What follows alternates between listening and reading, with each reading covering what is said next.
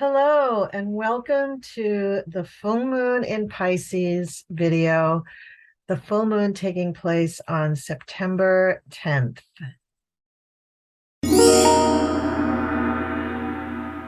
The full moon, as always, is time when energy has reached a culmination point.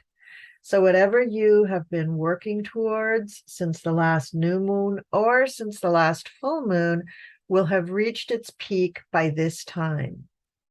Also, the full moon is a time when the sun and the moon, representing masculine and feminine energies, are standing across from each other in the sky. So the sun is pouring light onto the moon, which is reflecting light back to the sun.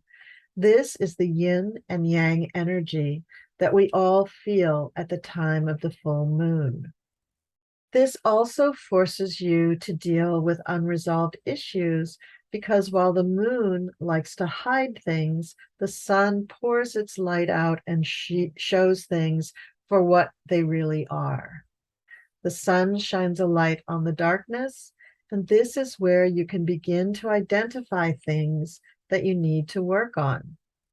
When you find yourself responding in an inappropriate way or overly reacting to things that people say, this is a clue that you need to work on that issue. Now, that issue could be related to a person in your life, an event in your life, a trauma in your life, a relationship in your life, or a job. Either way, whatever it is related to, you can begin to do the work of releasing this negative pattern and toxic series of thoughts about this particular issue. This is the crux of shadow work. And the full moon is the best time to work on anything that causes you to feel guilt, fear, jealousy, or disappointment. On September 10th, the full moon will appear at 17 degrees Pisces, 41 minutes. The sign of Pisces is female. It's ruled by the element of water. It is mutable, and its ruling planet is Neptune. The classical ruling planet is Jupiter. The characteristics of a moon in Pisces are that they are sensitive, they're secretive, they're dreamy, imaginative, artistic, creative, empathic, and intuitive. And at the time of the full moon, we all take on these characteristics just a little bit. So who do we know who has a moon in Pisces? Now, as usual, I go searching the internet, trying to find somebody who not only has their moon in Pisces, but somebody who is born at the full moon in Pisces, because that makes it that much more interesting. And I found someone who not only is born on the full moon in Pisces, but the full moon is exact. So both the sun and the moon are at the exact same degree in opposite signs. And the moon is almost at the same degree as the full moon that we're experiencing. And that is Evan Rachel Wood. She is an American actress, if you don't know. Here is her chart. And I will tell you a few things about Evan Rachel Wood. Now, I know her best from the series Westworld on HBO, but you may know her from movies and television, including Barefoot, The Ides of March, True Blood, Mildred Pierce, and Across the Universe. She's one of my favorite actresses, and I love watching her on screen. And here's a fun note. I also found two other performers who were also born with Sun in Virgo, Moon in Pisces, Michael Jackson and Macaulay Culkin, and they happen to be born 3 days and 22 years apart. So their moons and suns are at almost the same degree, very weird. But anyway, let's go back to Evan Rachel Wood. So let's look at her chart. She happens to have two of the best planets adjacent her midheaven. Sun is conjunct her midheaven. Venus is conjunct her midheaven. And you've got Mars there for just a little extra boost of power. So I can't imagine anything better for her. This almost guarantees that she's going to be successful in her career and that she's going to make a lot of money at her career. With the moon there in opposition, that's actually good. That gives her believability in the eyes of the public. Also gives her a vulnerability that we so love when we watch her on the screen. Venus in Virgo would have also been opposite that moon. That moon is carrying a big weight because it's actually opposing all three of these planets and almost opposing Mercury, but her Mercury is actually in 0 degrees of Libra. She has Sagittarius rising, which is really common for entertainers. And she also has two fairly unusual planets in her first house, both Saturn and Uranus. Now, Saturn will make one very serious and hardworking. Sagittarius is not serious and hardworking. So while she enjoys her work immensely, she works very, very hard at it. And with Uranus there, she's very unique and creative and inspired in her work. And I have to admit, when I watch her act, I am a former actress and I'm very critical of actors in general. And when I find somebody I really, really like, I got to say, it's the people that take risks and make unusual choices with their characters. And she definitely does. She has Neptune on the cusp of her second house, indicating that film work would be a very good way for her to make her living. So she's got an excellent chart for what she does. She's an excellent actress. I really admire her. I really love her work. I can't wait for Westworld to come back with a new season. And she's born on a full moon. So she ticks all my boxes. All right. So let's go on to the chart of the actual full moon. If any moon is going to bring on tears, it's the Pisces full moon because it's the penultimate water sign moon. Pisces is extremely creative and intuitive. Pisces moon people, though, are prone to a little bit of sadness because of their creative and artistic temperaments, which, full moons can bring out in all of us. So, while you're feeling extra emotional during this moon, you want to indulge in self-soothing activities, such as getting a massage or taking a long hot bath or shower. Pay attention to your dreams also at night because Pisces energy brings out the psychic in all of us. And one more note is that this full moon is going to have Neptune, really close to it. So this full moon may coincide with a big weather water event. The moon is at 17 Pisces. Uranus is at 18 degrees Taurus. Now, it's a favorable aspect, but it's still an aspect. And Uranus brings about the unexpected. The most positive outcome of this would be if there's a drought anywhere and then they get the water event. That would be really, really a positive outcome. But unfortunately, nature doesn't usually work that way. So I am just going to say that there will most likely be some sort of a water event associated with this full moon on September 10th. Could be downpour rains. It could be thunder and lightning and storms. It could be flooding. It could be monsoon. It could be hurricane. I don't know. But I think that there is going to be some sort of a water weather event affiliated with this full moon.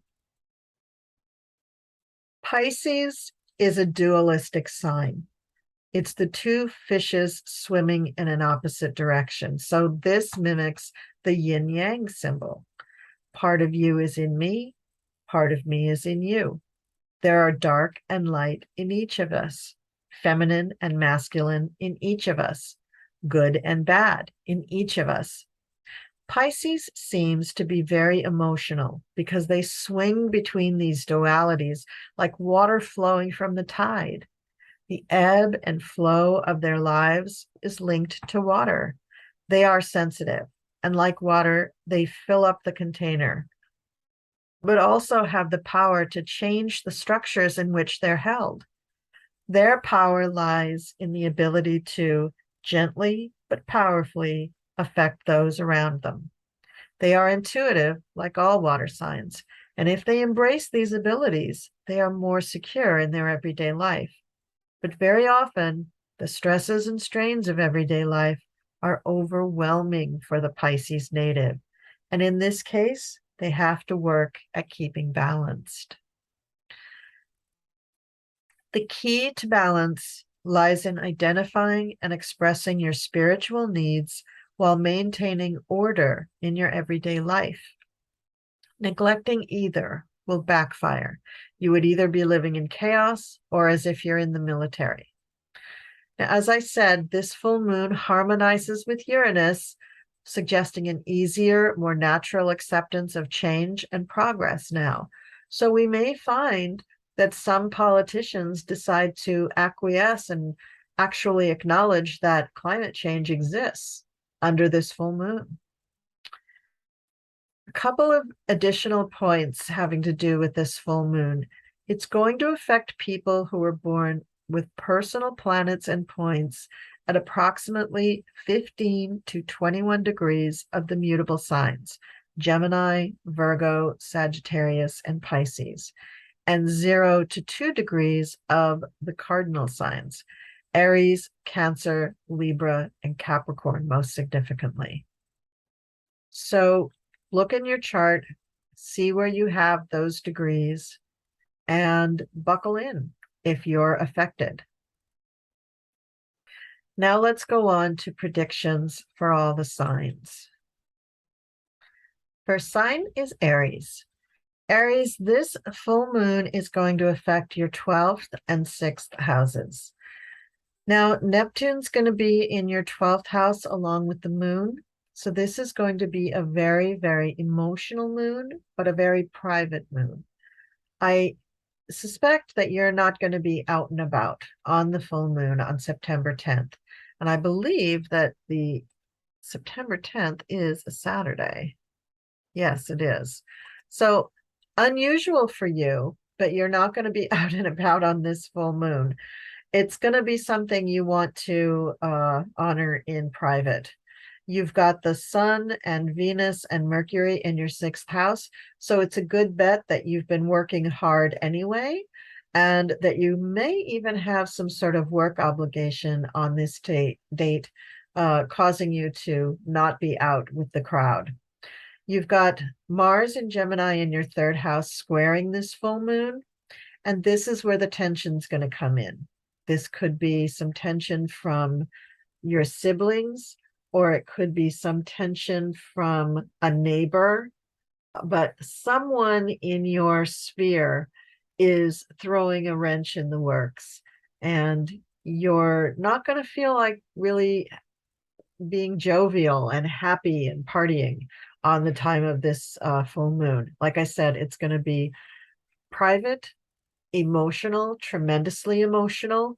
You may be dealing with some shadow work issues that you have to look at, or you may be having not a crisis. I don't see it as a crisis, but I do see that you may be having to deal with some sort of emotional issues. Now let's move on to Taurus. Taurus, this full moon is going to be happening across your 11th to 5th houses. The 11th house is a house for socializing. So I do think that you're going to be among friends during this full moon. Now, Neptune is there, so it could be a few people there that you actually aren't too crazy about, but you're going to put up with them anyway. And the Sun, Venus, and Mercury are going to be in your 5th houses, which are the houses for children and fun and games of chance. So I'm going to say that you are out and about with people that you really care about. It could be at an event having to do with your children, you know, some kind of sports thing, like meet the parents of the football team at the beginning of the school year kind of event. It could be that you are involved in coaching sports or in sports in general, and you're doing some sort of an event surrounding that on the 10th. There will be a little friction with Mars and Gemini in your second house. It's going to mean that you're going to have to spend more money on this event than you would like to, or that somebody else is just not paying their way and you have to chip in for them. So there's some sort of a conflict there with that T-square of Mars to the full moon that's going to concern itself with your funds, your resources. But I do think in general, it's going to be kind of a fun full moon, and I hope you really enjoy it. Gemini, this full moon is going to be emphasizing your 10th to the 4th houses. So Neptune and the moon will be in the 10th house, and the sun, Venus, and Mercury will be in Virgo in your 4th house. Now, the 4th house is usually representative of our family and home life, and the 10th house is representative of your career. So I would say that if you are in a creative career, if you're in any kind of a career that involves design or things out in the public, like government, municipalities, show business, even something like restaurants that host events, any kind of a big event, that if it's held on this full moon, you're going to really look like $1 million. You're going to look like the star of the show. There may be a little bit of conflict or stress between this event and things having to do with your family. So if you can involve your family in this event, that would be a win-win all the way around. There is going to be some stress in general, Gemini. You've got Mars in your first house in Gemini, and that in itself may cause you to feel a little on edge, a little hyped up, a little bit too much energy, too hot. And that's, while you're used to a lot of energy, it's light, easy, butterfly kind of energy. This is heavier energy. Mars is, iron rules the metal iron, so it's heavier energy.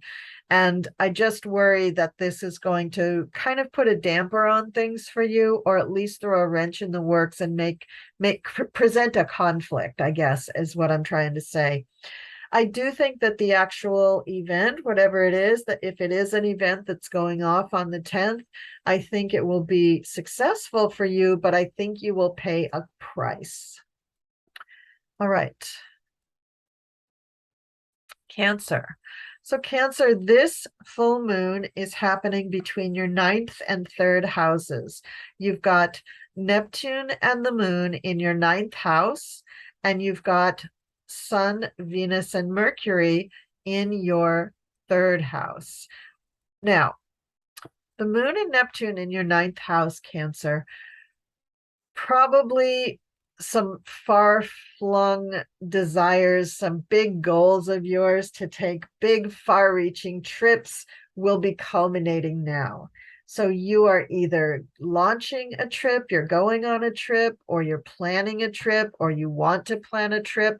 There's going to be a focus on foreign travel. So this would not be just a trip to the local beach. This is going to be a trip like around the world or overseas, or at least over some large body of water where you have wanted to go for a very, very long time. So the emphasis is going to be there. The difficulty is that you have to fund it, you have to work out the schedule, you have to figure out exactly where you're going to go, but it's got Venus there with Mercury, so you're just going to pick all the places that you love to go. So your problem is going to be narrowing down the number of locations. Now, if you're not actually going on a trip, this could apply to opening up a new website, or publishing a book, or starting a new course of study, or learning a new language, or learning how to cook in a different cuisine. So there's other things besides just a far-flung journey that this full moon might apply to. Any of those things that I just mentioned would be great to work on during this full moon. And again, you're going to have the third house conundrum of working out the details of all of these. But because it's Venus with Mercury, the conflicts are not going to be so bad. Yes, you have to work out the details. And that's what I see with this between Virgo and Pisces. Pisces just wants to kind of lay back and let themselves drift and let everything flow. And they put up no resistance. Virgo is all about the resistance, putting its arms around it, putting all the details into it, making sure that everything can really work, that all the moving parts work together. That's the Virgo part of it. So you do have kind of an exercise there to go through to make everything happen, but I think you can make it happen. And the good news for you, Cancer, is that with that T-square of Mars in Gemini, that actually helps your goal, because Gemini likes travel and it likes the internet and it likes books and it likes cooking and new things and learning new things. So this Mars in Gemini T-square is actually going to give energy to your project and is not going to be quite the obstacle that it is for some of the other signs. Plus, Mars in Gemini is in your 12th house. So these desires are being acted on out of a deep subconscious need to get this done in your lifetime. It's kind of like a bucket list kind of thing that you're trying to get done. Then we come to Leo. Leo, this full moon straddles your 8th to 2nd houses. So this is dealing with your houses of finance and joint resources. And the moon and Neptune being in the house of joint resources are going to not obscure, but give you a little bird's eye view into something that could be. So if you use your imagination, you can probably increase the value of those joint resources during this full moon, or with choices that you make during this full moon. Now, the 2nd house has your Virgo, Sun, Venus, Mercury combination, and that's the part of your chart doing all the heavy lifting. So between Venus and Mercury, Venus is working on money and Mercury is doing the analysis portion of it, and that's what the sign of Virgo is really good for. So you're going to look at all of the things in your joint resources, analyze things, maybe come up with some new ideas, maybe revamp the program, and then put it into action. That Gemini Mars in your 11th house is probably going to assist this project, because the energy of Mars in Gemini is well suited to working on things having to do with analysis. And also that Gemini Mars is going to get you into the social fray so that you can meet someone who is a good advisor for this project. So I think you're going to probably find somebody that you personally may not really like this person that much, that something about their personality may rub you the wrong way, but they're going to be very helpful with your project. So I want you to go ahead and let this person come in, this Mars Gemini person come in and advise you, because I think they're good. And don't forget that we've got Neptune in the mix here, Leo. And Neptune sitting around finances is never good, because it covers things up, it obscures things, it makes them foggy or cloudy or confusing, and you need clarity and concise measurement in order to make your project really work. And then we come to Virgo. Now, Virgo, this is a good full moon for you, even though it's in your opposite sign. This full moon is going to straddle your 7th and 1st houses. So you've got Neptune and the moon in your 7th house, which is very romantic. It's a very good time for your relationships right now, Virgo. And having the Sun, Venus, and Mercury in your 1st house makes you feel beautiful and makes you feel really adored and loved, because it highlights all the most perfect parts of your personality. So I would say that this full moon, while emphasizing your relationships a great deal, is also giving you personally a huge boost. It's your birthday time. It's the time of year where you always have this full moon. And I bet you look forward to this full moon every year. It's usually a nice full moon to go through, Virgo. Now, you've got the T-square coming from Mars and Gemini in your 10th house. So there is going to be something going on with your career that is really keeping you very busy, or putting a lot of responsibility on you, or making you feel just a little stressed. So I want you to at least take a day or two off around your birthday so that you can de-stress, and so that you can really focus on you and your partner and enjoy this full moon energy to the max.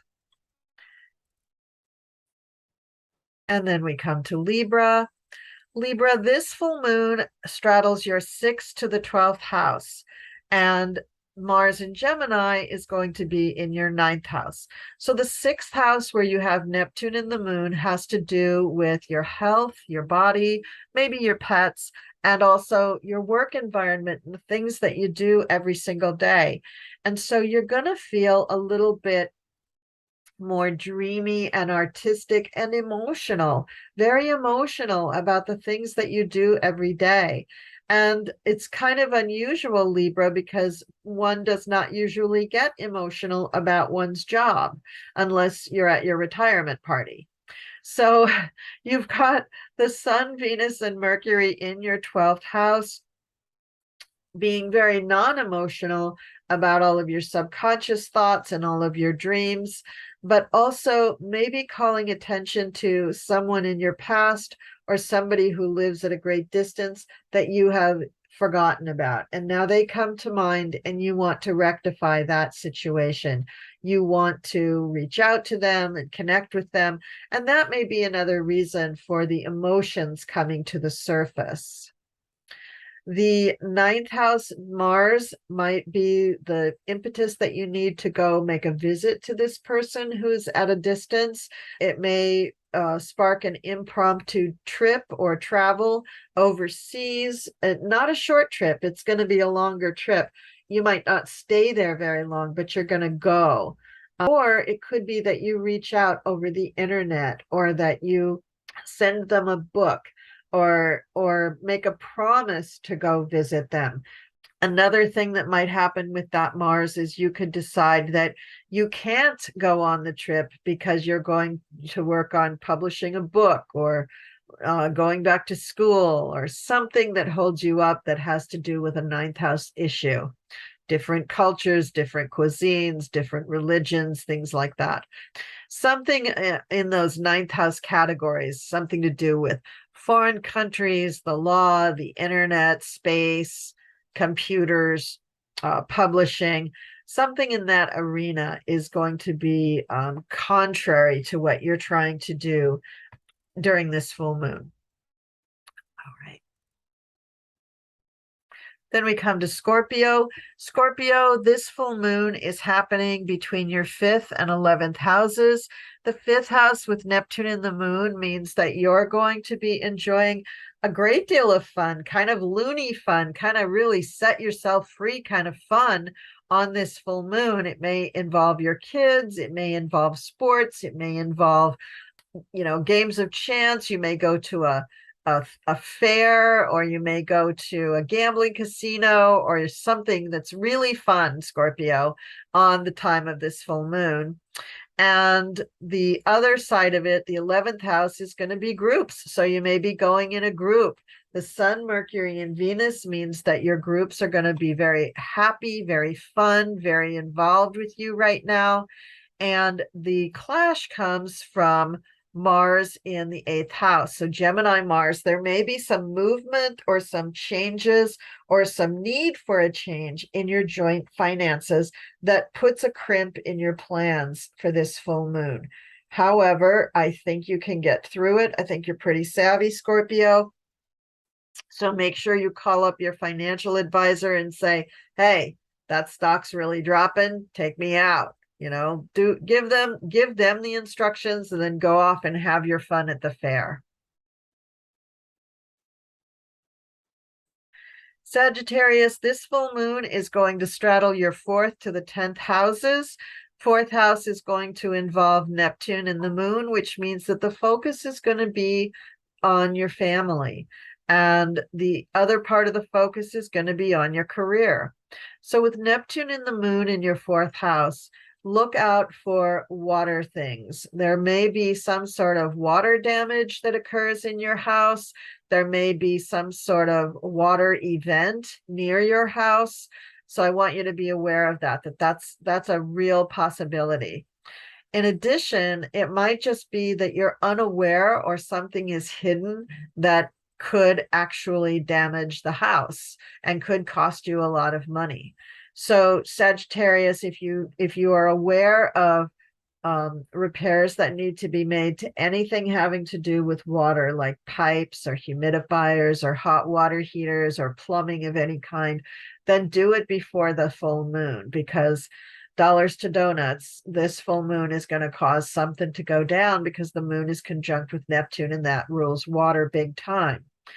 In addition, your career with the sun, Venus, and Mercury going great guns in it is going to have a really good day or couple of days where you probably get some sort of accolade. You're rewarded for a job well done.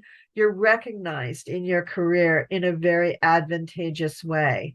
It could even bring a bump in pay or a bonus of some kind. And it all comes down to your ideas, that your ideas really worked and you were able to execute whatever plans or implementations needed to be done in a highly successful way. Mars in Gemini, Sag, is in your seventh house. So there could be some friction with your partner, having to do with, I don't know, with Gemini, it could be a million different things because Gemini is so far flung. But let's just say that there could be some arguments with your partner during this full moon, and it could be about that water damage. If you don't get the hot water heater replaced, and your partner's going to let you hear about it. And that could be really the issue, Sag. Capricorn, this full moon is taking place across your third to your ninth house. So the moon and Neptune will be in your third house in the sign of Pisces. And this means that you're going to have probably a rendezvous with somebody from your past. That somebody from your past is going to be showing up and blessing you with a visit for this full moon. Now, with the sun, Venus, and Mercury in your ninth house, your thoughts are going to be of perhaps traveling abroad or launching a new website or publishing a book, or it could be that you have a big, nice settlement come in from a lawsuit. So the Neptune moon combo in your third house could cause you to be quite emotional surrounding issues with your siblings or neighbors, or your neighborhood.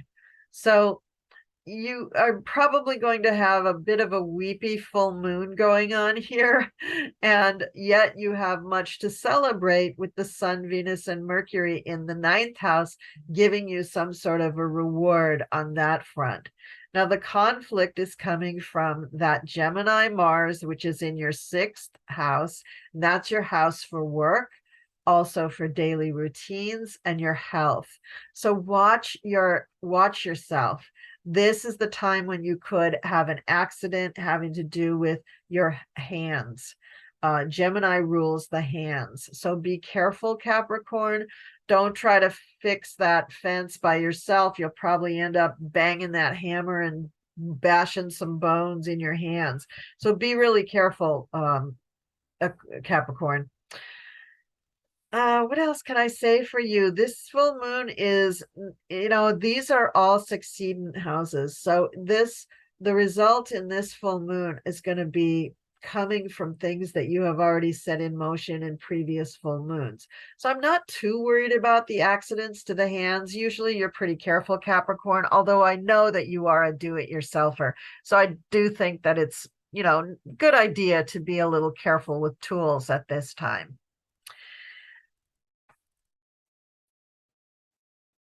Then we come to Aquarius. Aquarius, this full moon is taking place across your second to your eighth house. You've got Neptune and the moon in your second house. So be a little bit careful with your finances.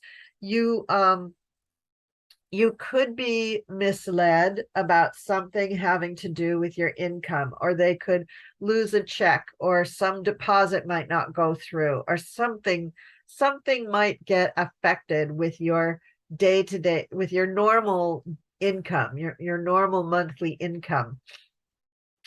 On the other hand, in the 8th house, you've got Sun, Venus, and Mercury transiting there, and that could mean that your retirement plan, your loans, your insurance, all of that stuff could begin to have favorable resolutions.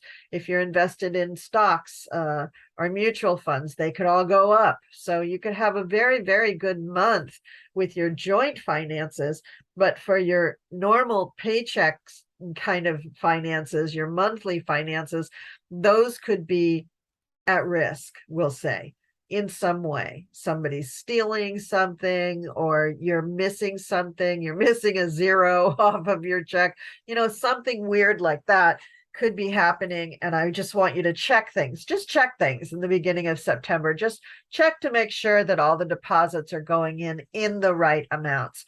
Now, the challenge for this is the Gemini Mars in your 5th house. So there could be something going on with your kids. I'm not going to say that your kids are stealing from you, but maybe a fund, something that you pay for that's for your kids, that could be some of the source of the problem with your 2nd house, with your normal paycheck coming in. So check that out. Make sure that you don't lose any of that money. And also, it could be that your kids are just costing you more money, or a sport that you're involved in, or some kind of hobby, or any kind of a game that you're invested in, that kind of thing. That could cost you more money this month than usual. And it could be eating into your normal amount of money that you use to just pay bills. Okay. And then let's move on to Pisces. Pisces, this full moon is happening in your 1st house. So this is your full moon. You get one every year. And in this case, this puts you at the height of your Pisces power. So if you're a Pisces rising, and I hope that you are a Pisces rising listening to this, the full moon with Neptune and the moon with your ruler and the moon in your 1st house is going to make you ultra emotional. So my advice to you is, like I said in the video previously, take care of yourself. Practice extreme self-care.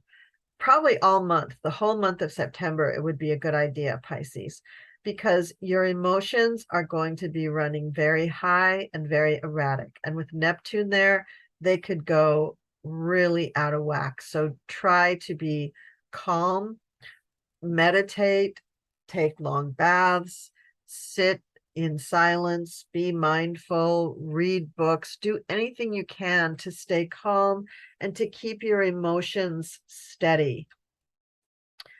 This full moon also affects your 7th house, where we'll have the Sun, Venus, and Mercury in your 7th house. So your partner is going to be very supportive at this time, and is going to be keenly aware of your potential emotionality and the potential imbalance that usually brings to bear, because I'm sure this isn't the first time that they have experienced you having these very extreme emotions. But they know you, they love you, and they know how to take care of you. So I'm not saying that you need this kind of care all the time, Pisces. I'm just saying that there are times where you are very, very emotional, and this full moon is going to be one of them. And it's going to be compounded by having your ruling planet Neptune there, which lets your imagination run wild. This is another reason why your emotions get out of whack. The imagination force that exists in you is tremendous.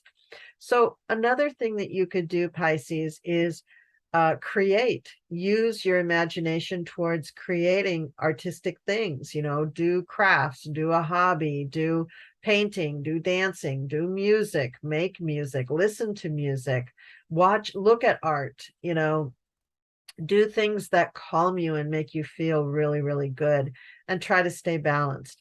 Now, Mars in Gemini, rather, in your fourth house means that being at home may not even be the calmest place for you to be, because that Mars is stirring things up at home, and it's creating possibly conflict or just possibly just too much stimulation.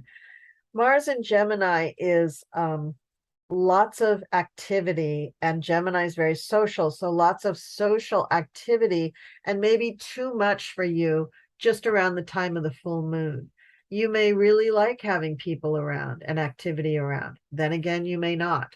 So whatever it is, you need to talk to your partner and let them know what you need, and they will help you out, because the Sun, Venus, and Mercury there means that you're being very, very supported in the partnership arena.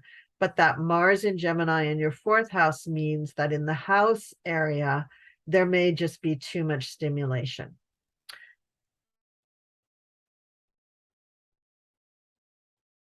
All right, so that's what we have for all the signs for this very important full moon. I hope you all enjoyed the readings and predictions. I wish you all the best of luck with this September full moon in Pisces. Thank you for liking, sharing, and subscribing. Please leave me some comments down below. And if you'd like to get a personal reading, please go to my website, thecoolcrone.com, or write to me at coolcrone444@gmail.com, and we'll set it up. Thank you so much for watching, and I'll see you next time.